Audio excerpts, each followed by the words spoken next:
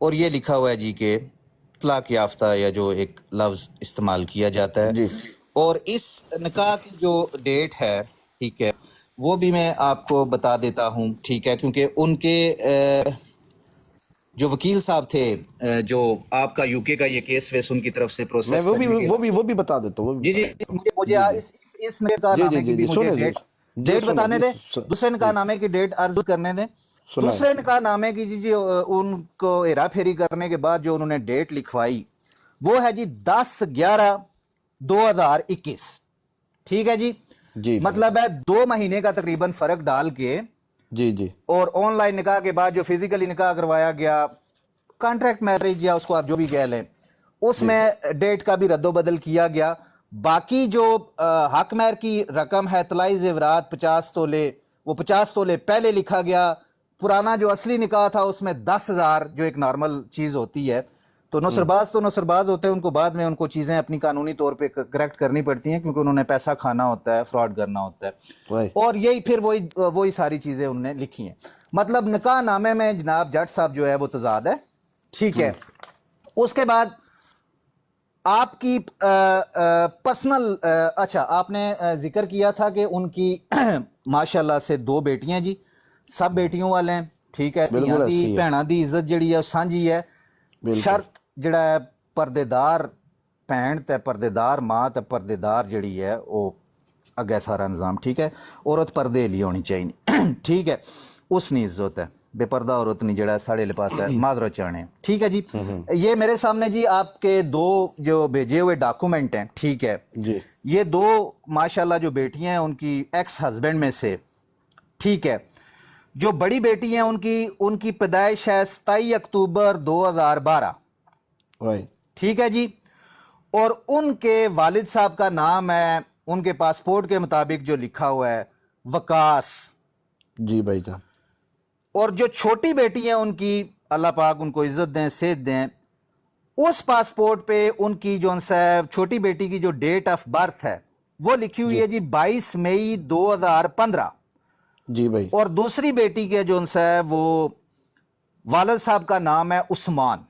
ٹھیک ہے جی سرکار، اب جب میں نے ٹائم کیلکولیٹ کیا ان دونوں بیٹیوں کی پیدائش تو یہ 2 سال 7 مہینے ہیں.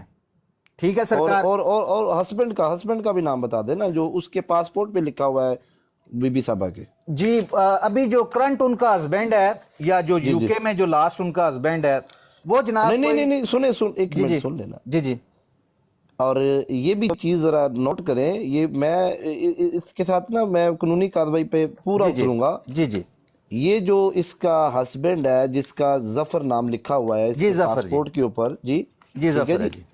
یہ اس بیچارے کے ساتھ بھی فراڈ کیا ہے اس بندی نے. اچھا ٹھیک ہے، اچھا اچھا اچھا.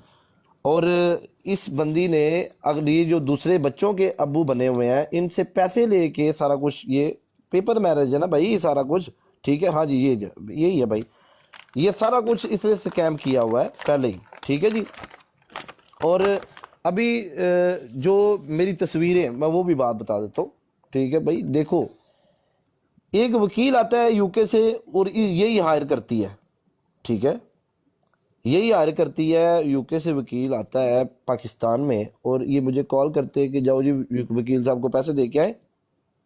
تو میں جاتا ہوں اور میرے پاس وہ جو میرا فون گما، آئی ڈونٹ نو، مجھے کوئی یہ کلیئر نہیں ہے وہ گیملر کے پاس ہے، وہ پٹی کے پاس ہے، وہ بٹو کے پاس ہے، وہ میر کے پاس ہے. مجھے اس چیز کا پتہ نہیں ہے کہ یا وہ جنمنی گم گیا. جس کی چیز گمتی ہے اس کے لیے سارے چور ہوتے ہیں بھائی. اس اچھا میں جٹ ایک صاحب ایک پروف پڑا ہے، سنے بات سن لینا، جی جی اس میں جی جی ایک ایک پروف پڑا ہے. وکیل صاحب نے مجھے بولا بھائی آپ نا اس کے ساتھ ویڈیو بنانی ہے، پارک میں تصویریں بنائیں، آپ پراپر ایک ہسبینڈ لگیں، ہسبینڈ وائف.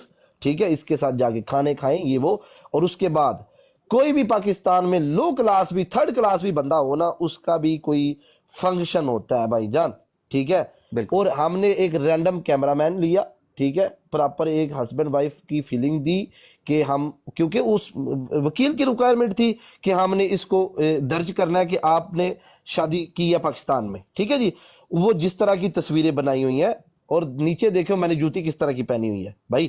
ٹھیک ہے، اور باقی رہی بات مجھے یہ چیزیں پروف کرنے کی ضرورت نہیں ہے، جو ہو گیا سو ہو گیا۔ باقی رہی بات وکیل کے بعد، ہم نے وکیل کو پھر پیسے دیے، وکیل صاحب نے بولا جی اوہ آپ تو پڑھے لکھے نہیں ہو، تو آپ جو ہے نا پہلے انگلش کا کورس کریں۔ ٹھیک ہے جی، انگلش کا کورس کیسے کریں جی؟